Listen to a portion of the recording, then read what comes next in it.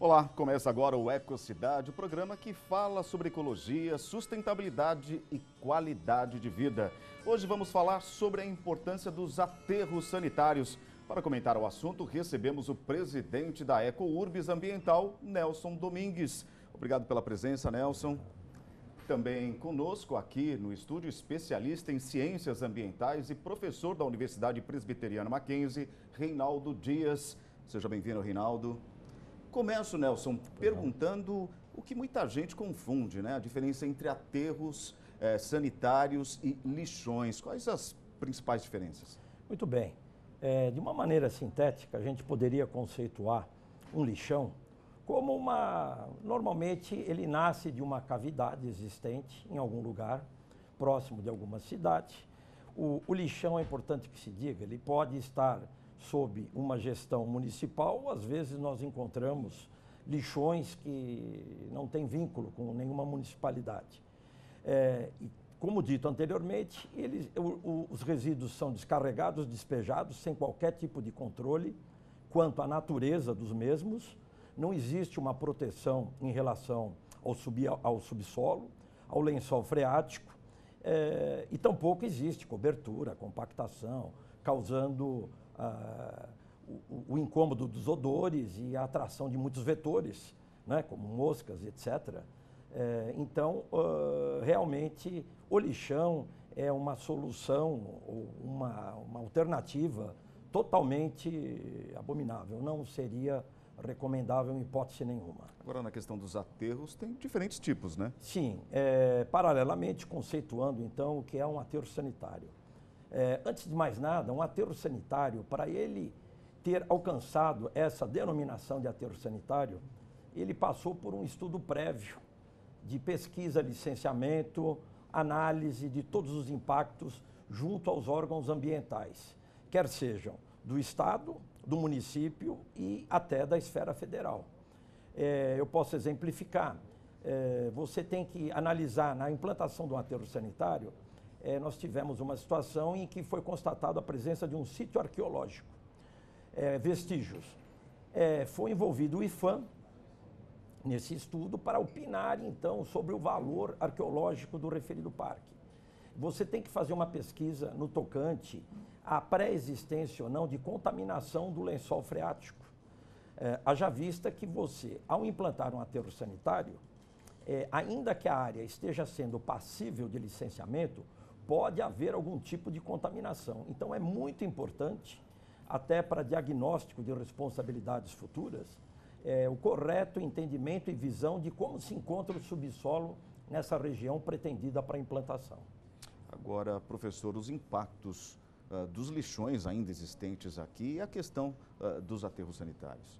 Os impactos dos lixões, eles são de extrema gravidade. Hoje, o lixo, essa destinação de resíduos, é um dos mais graves problemas da civilização atual. Nos diferentes países é tratado de diferentes formas. No nosso país, ainda nós temos um tratamento bastante incipiente. Haja visto que a última pesquisa do Tribunal de Contas do Estado, por exemplo, identificou que 33% dos municípios do Estado de São Paulo ainda têm lixões. E uma pequena diferença na conceituação do Nilson é o seguinte: para nós acadêmicos, do ponto de vista estatístico, os lixões são destinos oficiais do Executivo, tanto municipal como estadual, para aqueles resíduos recolhidos nas cidades. São destinos oficiais para fins estatísticos. Então, nesse caso, por exemplo, repetindo, 33% praticamente dos municípios do Estado de São Paulo, eles ainda têm lixões, com a descrição que foi dada corretamente pelo Nilson. Então, ele é um grave problema. Ele é um grave problema do ponto de vista econômico, porque muito do que é jogado no lixo poderia ter um reaproveitamento, no que nós chamamos de economia circular. É uma matéria-prima que poderia ser aproveitada. Ele tem um problema do ponto de vista social gravíssimo, porque os catadores de lixos, eles frequentam esses lixos, eles recolhem esses lixos, inclusive para a sua própria alimentação. É um grave problema do ponto de vista social. É um grave problema do ponto de vista sanitário, como foi dito corretamente. Muito do que nós temos hoje, por exemplo, disseminação de doenças no Brasil, deve-se aos lixões, tanto os oficiais, como aquelas destinações de lixos ainda que existem, né, informais, nas periferias da cidade e mesmo nas grandes cidades.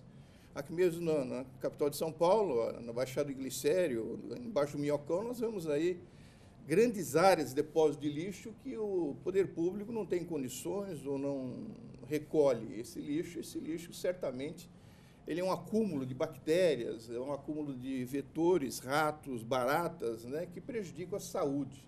Então, um dos grandes problemas que nós temos de saúde pública no Brasil não é só do âmbito doméstico, não, é do âmbito público, né? O poder público não está sendo capaz de atender a necessidade de recolhimento desse resíduo. Esse é um grave problema, nós temos que resolver. O Plano Nacional de Resíduos de 2010, né, que deveria ter sido o seu prazo em 2014 para a eliminação das restrições, foi prorrogado. Muitos municípios ainda no Brasil, até de forma oportunista, né, que tinham condições de levar adiante aí um tratamento desse resíduo de uma forma mais coerente, conforme descrito, de aterros sanitários, voltaram atrás, né, oportunisticamente, né, fazendo uma economia do ponto de vista do poder público, que na realidade vai prejudicar o munícipe, né? Então, está havendo uma necessidade de maior rigor, um maior acompanhamento por parte da população nessa questão da destinação dos resíduos sólidos no ambiente urbano. Agora, Nelson, qual que é o caminho que se percorre para se chegar até o aterro, ou seja, da destinação dos lixos? Muito bem. Alguns municípios de maior monta e de maior poder econômico conseguem implementar um aterro próprio, porque os custos que você despende, não só na questão do projeto, licenciamento e a própria implantação, são custos altos.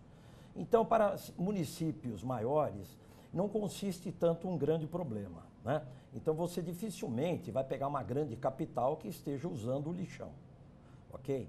Agora, quando você vai para municípios menores, que tem uma economia, uma fonte de arrecadação muito limitada, ele não consegue sozinho bancar um aterro individual para ele. A solução seria, junto com o governo do estado, um caráter metropolitano de junção de várias cidades construindo um aterro único em benefício de todos esses municípios.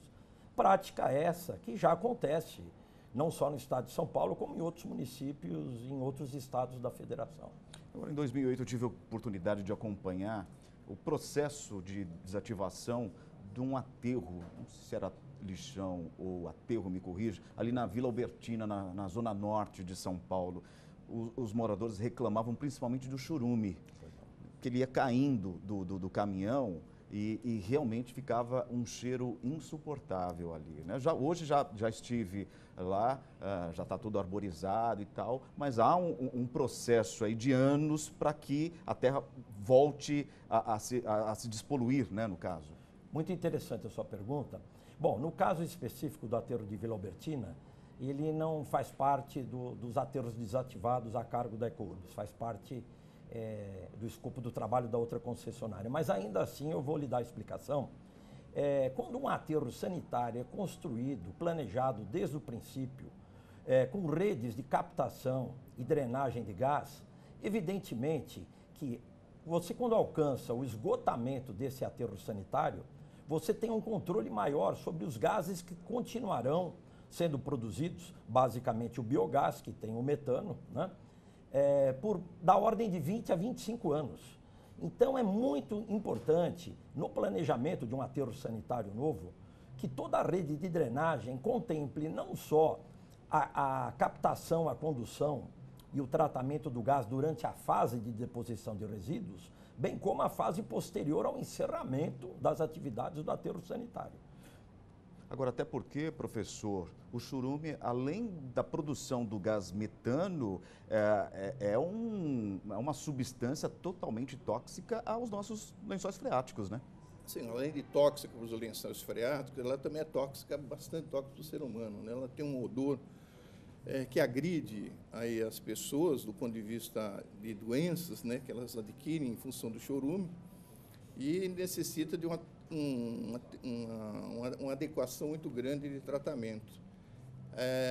Do meu ponto de vista, só complementando o que o Nilson falou, eu acho que o tratamento dos resíduos urbanos eles têm que ficar na mão da iniciativa privada, né? Nós temos que enfrentar o problema de frente no Brasil.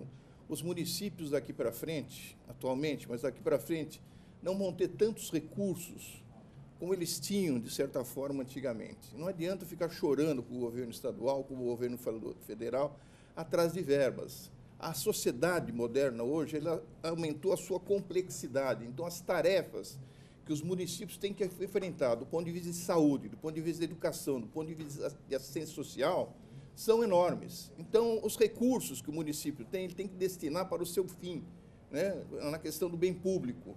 O lixo tem que ser compreendido de uma forma diferente. Ele é um recurso, ele é matéria-prima. Então, tem que ser entregue para a iniciativa privada, em todos os setores. Os municípios menores, como muito bem disse Nilson, eles têm que fazer consórcios para conseguir, inclusive, sustentar essa iniciativa privada que vai fazer o tratamento do lixo. Mas, do meu ponto de vista, tem que ficar na mão da iniciativa privada. Os municípios têm que, cada vez mais, estarem focados no atendimento do bem comum da população, que centralmente são saúde, educação e assistência social, para os diferentes fenômenos do ponto de vista sociais que existem nas sociedades modernas. Quer dizer, essa visão antiga, essa visão atrasada, né, do que deve ser um atendimento público municipal, ela tem que ser superada por uma visão muito mais atual, né, do que deve ser essa questão. E, então, a parceria público-privada ela tem que estar muito presente nessa questão de tratamento do lixo urbano, né? Senão, nós vamos continuar tendo esses problemas que nós estamos hoje enfrentando no nosso país. Eles vão ter continuidade. Além disso, o poder público tem um papel importante que está deixando de fazer, que está no âmbito da educação e está no âmbito da conscientização pública. Nós não temos um trabalho coerente, na maior parte dos municípios, mesmo aqueles que têm um recolhimento adequado do lixo, de educação ambiental. Isso é essencial. Essa é uma questão para gerações futuras, que o cidadão ele tem que aprender como destinar o seu lixo doméstico. Esse é um ponto importante. É ali que começa a separação do lixo. Isso é fundamental para a maior eficiência do recolhimento e maior eficiência do tratamento. Então, essa ausência da educação ambiental é gravíssimo do ponto de vista dessa questão do lixo urbano. Bom, no segundo bloco a gente vai abordar mais a questão da coleta seletiva. Quero saber mais especificamente o trabalho da EcoUrbis. A gente vai para um rápido intervalo e o Ecocidade volta já já.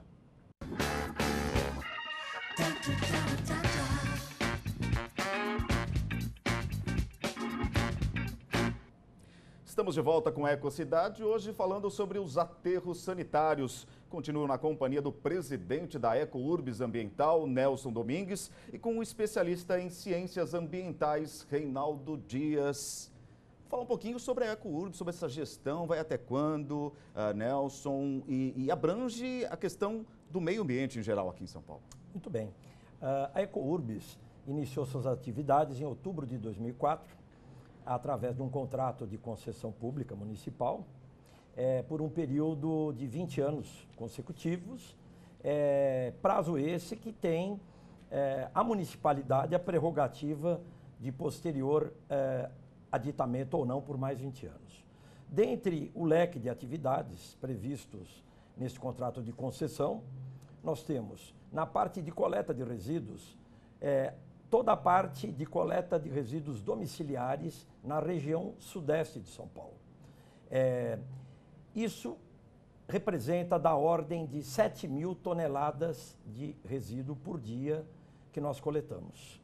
Temos também a questão da coleta dos resíduos hospitalares, denominados Grupo A e Grupo B, e também a coleta de animais mortos, que é um número surpreendente. A EcoUrbis coleta da ordem de 40 a 50 toneladas de animais por mês. Em parceria com as zoonoses? Em parceria com as clínicas veterinárias e entidades com canis da prefeitura, sociedade hípica, enfim, todo animal morto na cidade de São Paulo, quer seja na via pública ou em algum estabelecimento oficial, é de alguma forma encaminhado para a EcoUrbis, que ela, por sua vez, vai providenciar a incineração dessas carcaças.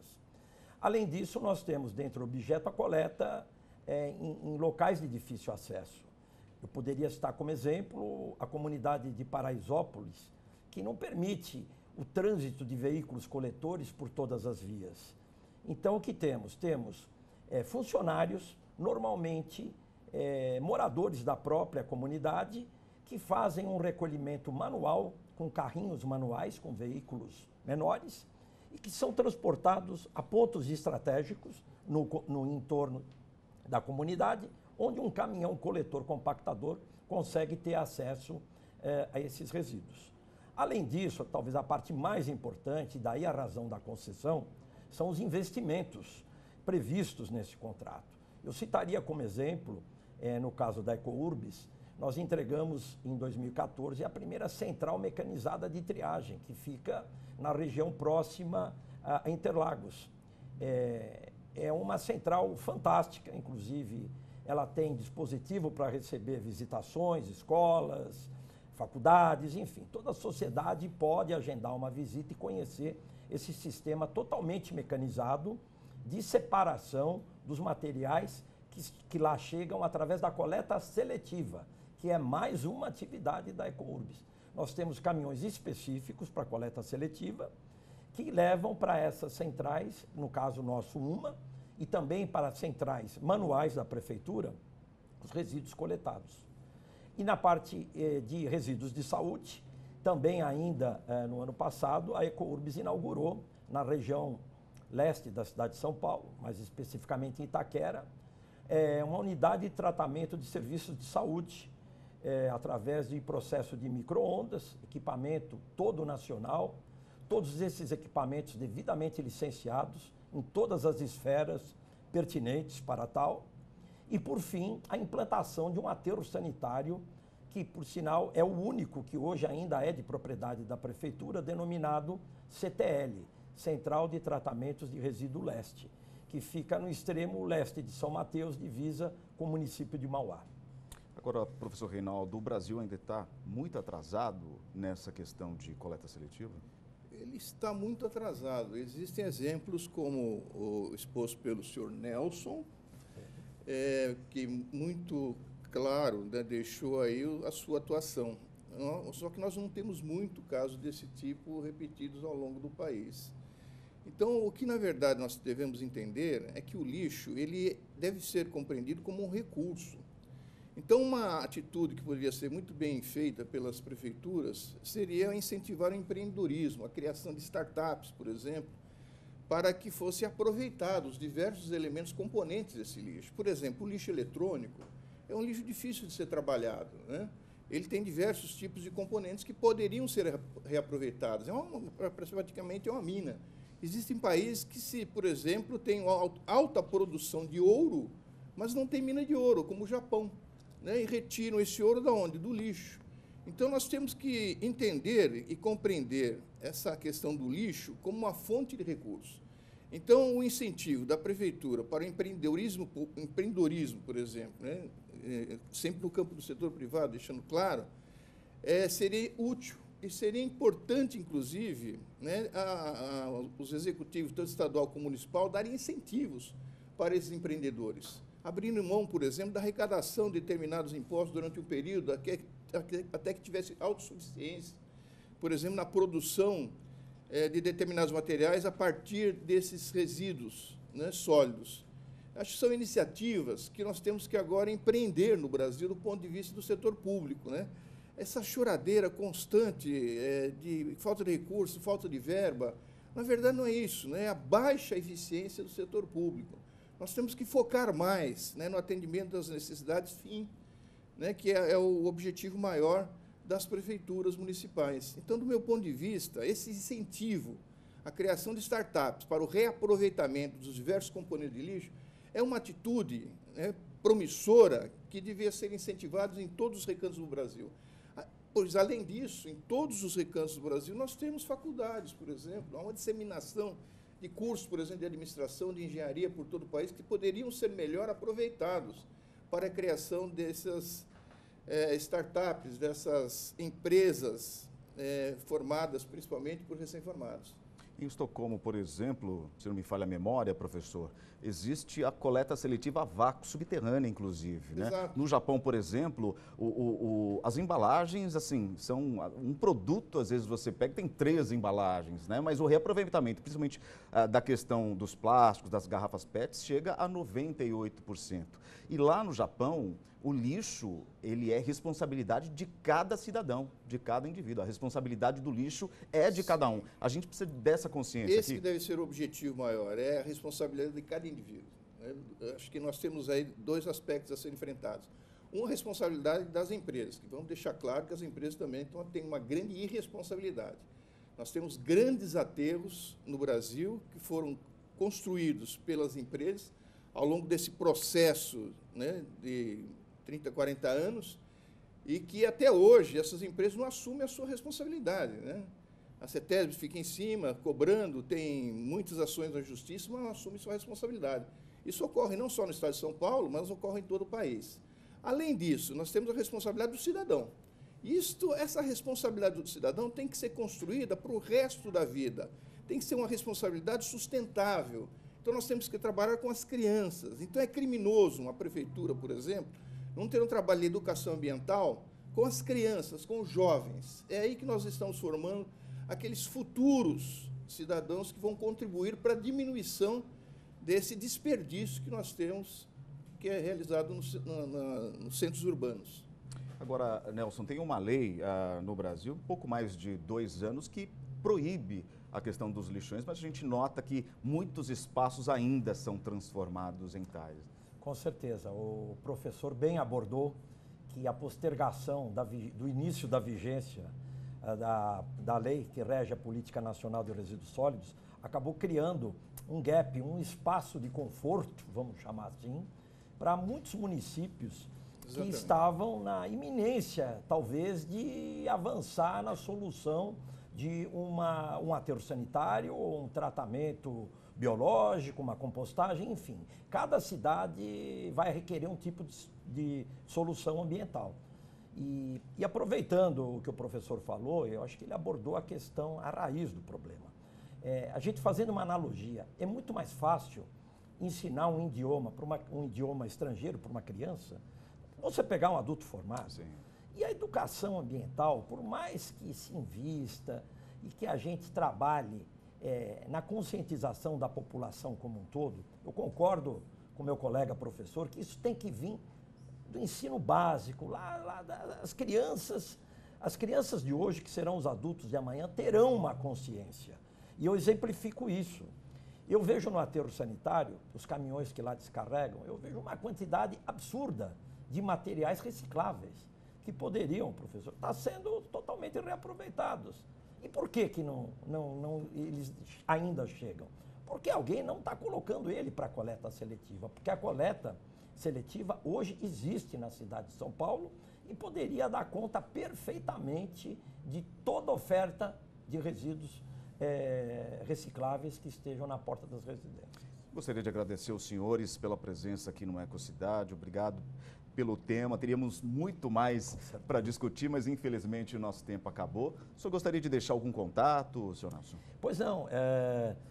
A EcoUrbis, em diversos sites, a exemplo da central mecanizada de triagem, que nós temos até inclusive elevadores para que possam ser visitadas por pessoas que tenham necessidades especiais.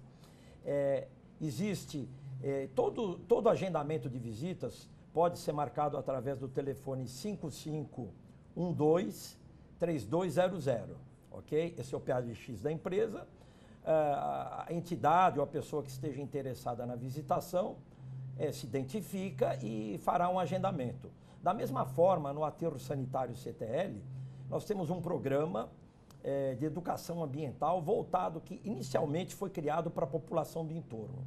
E hoje ele está aberto para as mais diversas entidades. Nós já tivemos visitas do Japão, dos Estados Unidos, do Canadá, porque realmente esse aterro foi um aterro concebido dentro da mais alta tecnologia. Também é possível, através do programa Verde Perto, esse tipo de visitação, que eu faculto aqui ao colega professor, que também tem lá o seu corpo de alunos que saem interessados em conhecer.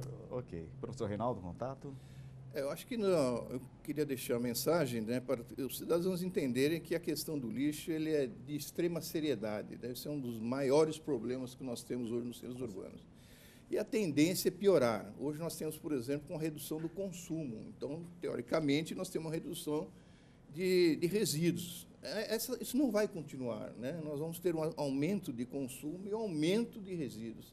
Então, se nós não enfrentarmos o problema de frente agora, com garra, com muita tenacidade, nós teremos um problema agravado nos próximos anos. E essa falha na destinação de resíduos, ela contribui também para as enchentes, as inundações, né? Ela tem vários efeitos correlatos que têm que ser enfrentados. E não é só o poder público que deve enfrentar, os cidadãos têm que ter consciência que esse é um problema de toda a sociedade, né? É setor privado, setor público, os cidadãos conscientes, aqueles que militam em ONGs. Então, essa contribuição para resolver esse problema tem que ser da sociedade como um todo. Tá certo, obrigado mais uma vez e obrigado a você que nos acompanhou aqui no programa Ecocidade. Ele fica por aqui, mas você pode sugerir, inclusive, um tema para o programa. Escreva-nos para tv@câmara.sp.gov.br. Obrigado pela companhia e até o próximo programa.